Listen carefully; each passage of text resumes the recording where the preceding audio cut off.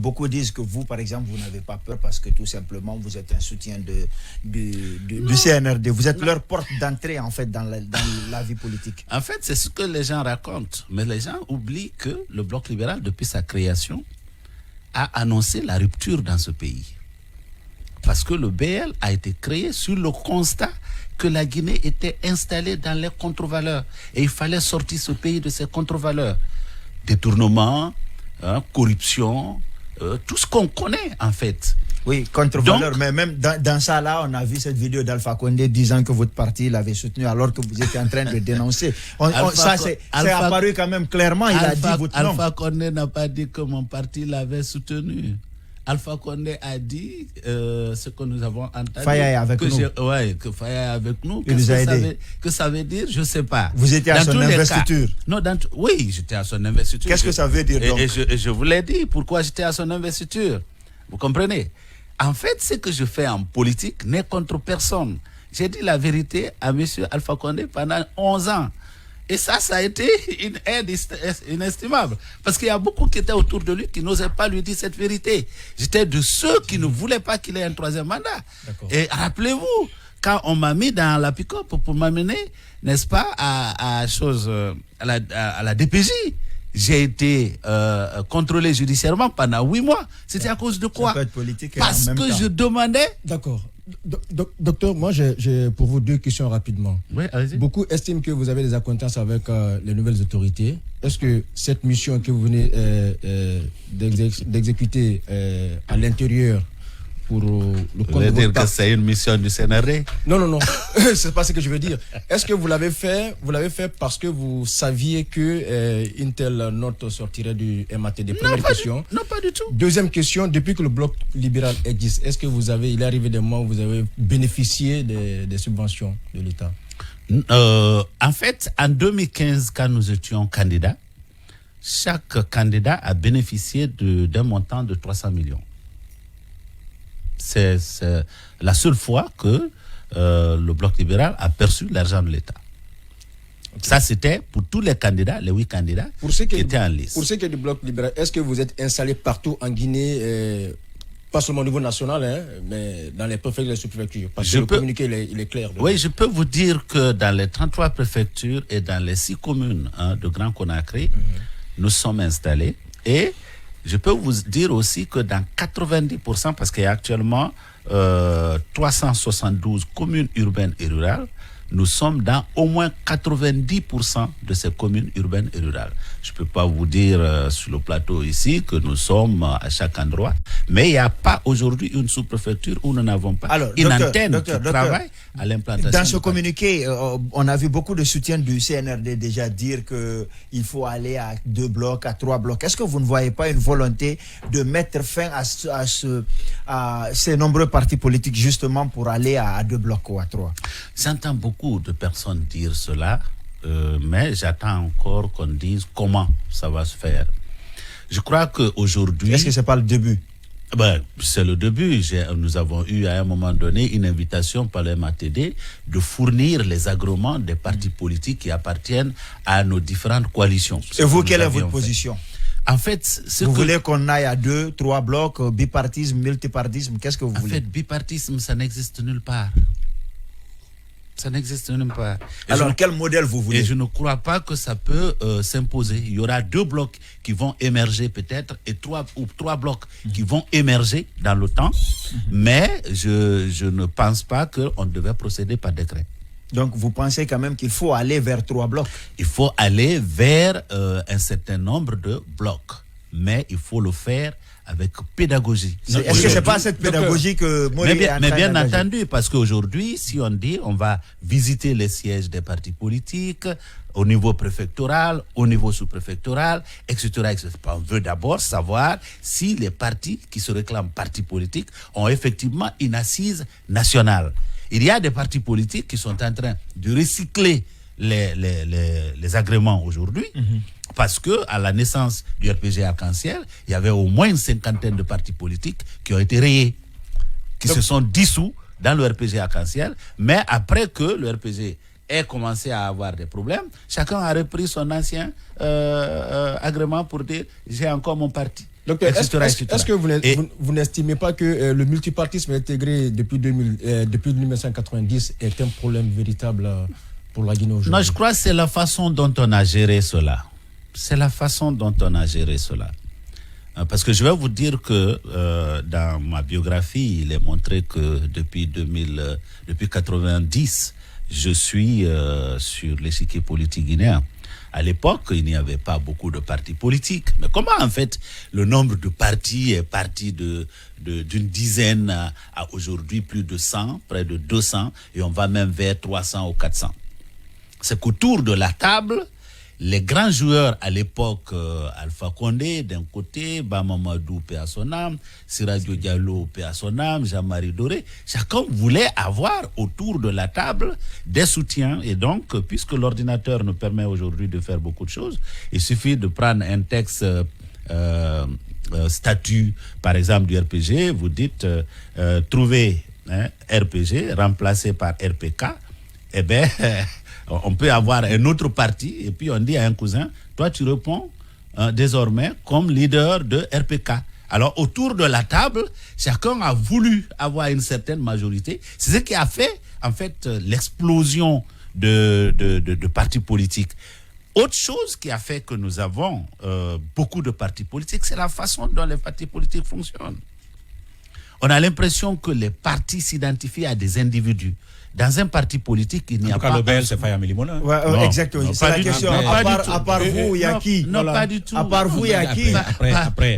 Avant le BL, c'était Faya Milimona et Aliouba. Aliouba a quitté, il est resté Faya Milimona. Il n'y a pas d'alternance c'est Faya Milimona. Alors moi, je vais vous montrer juste ce communiqué du FNDC, je sais pas. Mokus, tu peux afficher ça. Et ils donnent ils attribuent une autre intention au CNRD par rapport à cette initiative prise depuis hier dans un communiqué. Le FNDC rappelle aussi que le 3 novembre, tralala, mais le président du CNRD afin d'adhérer au projet funeste d'éliminer les partis politiques par des manœuvres judiciaires. Est-ce que c'est ce qui a commencé, justement?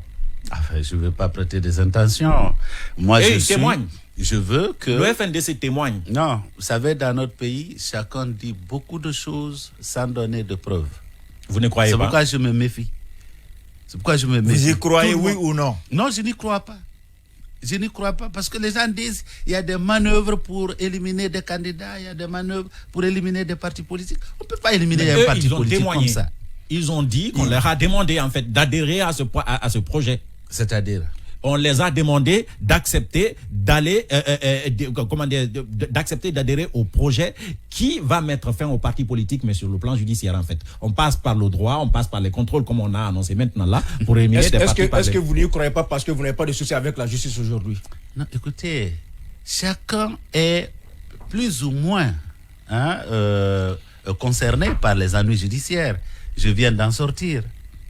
Je dois le rappeler. Non, mais pas autant du CNRD. Non, vous n'allez pas nous faire ça. C'est pas autant du CNRD. Vous avez quel problème avec le CNRD? Vous êtes un des premiers soutiens du CNRD, on le sait. Écoutez, le projet du CNRD correspond, n'est-ce pas, au programme de rupture du bloc libéral qui existe depuis 2013. Est-ce qu'on vous a promis de vous donner le pouvoir après?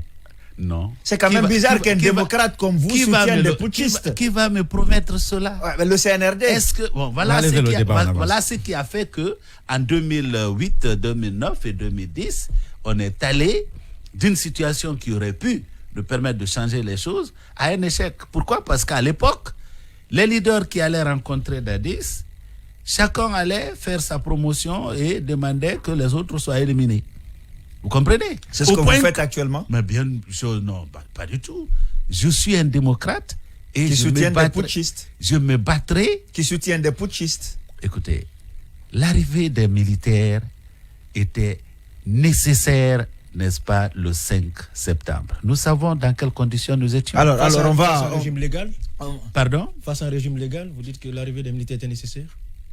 Écoutez, dès lors que le professeur Alpha Condé s'est mis hors jeu, il s'est battu pendant 40 ans contre le tripatouillage de la Constitution. Je me rappelle encore, et je crois que si vous allez sur Facebook aujourd'hui, vous verrez le professeur Alpha Condé dire que lorsque vous avez un projet pour votre pays, vous êtes en politique, vous êtes de l'opposition, à chaque fois que le mandat d'un président qui est là et qui ne fout rien finit, il change la constitution, qu'est-ce que vous allez faire? Vous prenez...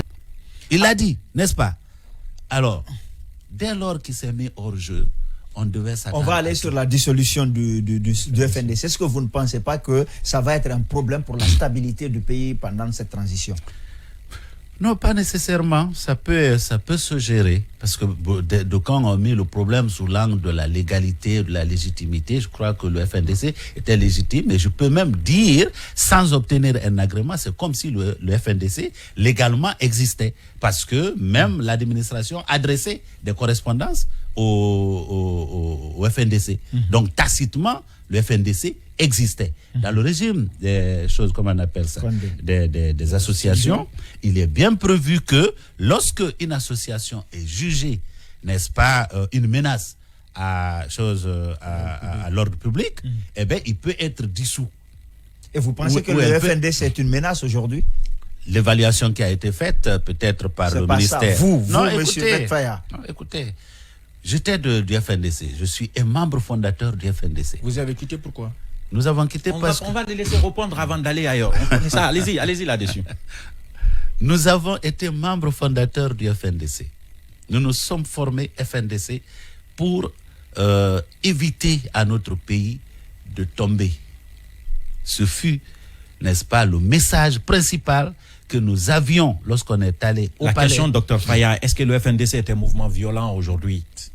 Écoutez, lorsqu'on suit les dernières déclarations, je trouve qu'on est en train d'aller vers ça. Et quand j'ai vu personnellement les images de la manifestation dernière, alors ça ne m'a pas laissé indifférent. Alors, la question que je vais vous poser par rapport à la violence de cette manifestation. Vous étiez dans le véhicule de Selou lorsqu'on a tiré sur votre véhicule. Entre cette manifestation-là et celle que le FNDC a organisée le 28, laquelle était pire? Est-ce que vous comprenez qu'à cause de cette manifestation d'une journée, à la fois qu'on militarise l'axe jusqu'aujourd'hui et qu'on dissolve le CNRD?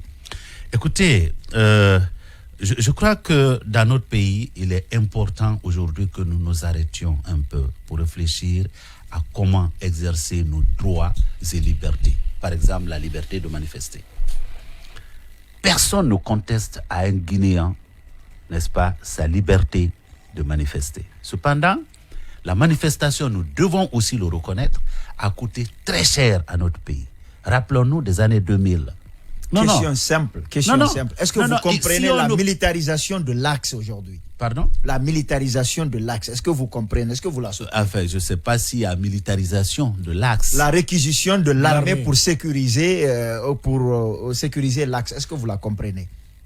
Est-ce qu'elle est fondée? Enfin, c'est le constat d'abord que vous êtes en train de me décrire, que je n'observe peut-être que quand je n'étais pas à Conakry pour observer que Conakry est militarisé. Je n'ai pas dit Conakry, docteur. Ma question est précise. Quand vous passez par l'axe, est-ce que l'axe est aujourd'hui militarisé? Est-ce que vous voyez des militaires sur l'axe positionnés? Non, enfin, moi, je passe généralement mon chemin. Mon chemin, c'est de... La politique quand ils sont de mauvaise foi. Non. On évolue en fait. Mais ce qu'on m'apprend, c'est que ce sont les populations elles-mêmes qui demandent à être sécurisées. D'accord. Qui ont demandé la réquisition de l'armée pour être sécurisée. En tout cas, qui ont demandé à être sécurisées. Quelle force? Docteur, avec la dissolution prononcée du FNDC, est-ce que vous pensez que les anciens responsables du FNDC doivent continuer à prendre la parole? Mais bien entendu, on ne leur enlève pas le droit de la liberté d'expression. Mais dans la mesure qui n'existe plus. Encore une fois, le problème que nous avons dans notre pays, c'est qu'on se met nous-mêmes dans les pièges. C'est vrai, nous avons été membres fondateurs du FNDC, mais le FNDC, en tant qu'entité collective, réunissant plusieurs entités légales, parce que c'était des entités légales qui s'étaient mises ensemble pour créer le FNDC, nous devrions terminer, n'est-ce pas, la procédure pour nous permettre d'ester en justice aujourd'hui. Vous comprenez? C'est-à-dire que le problème qui se pose, c'est que légalement, la dissolution, c'est légal. Vous comprenez? Au regard des lois, c'est légal. Mais s'il y avait eu agrément, c'est-à-dire lorsque le FNDC s'est formé, même si c'était peu probable que ça puisse être obtenu, le FNDC aurait pu rester aujourd'hui en justice pour attaquer cette décision. Alors, on est pris par le temps. Le Premier ministre n'est pas là. Est-ce que ça vous intéresserait d'être membre du gouvernement CNRD? Premier ministre, par exemple. Si vous me voyez faire le tour de la Guinée, 1 fois, 2 fois, 3 fois, c'est pour que je sois candidat aux prochaines élections. Et j'espère que les Guinéens me donneront. Vous êtes cité parmi les potentiels premiers ministrables.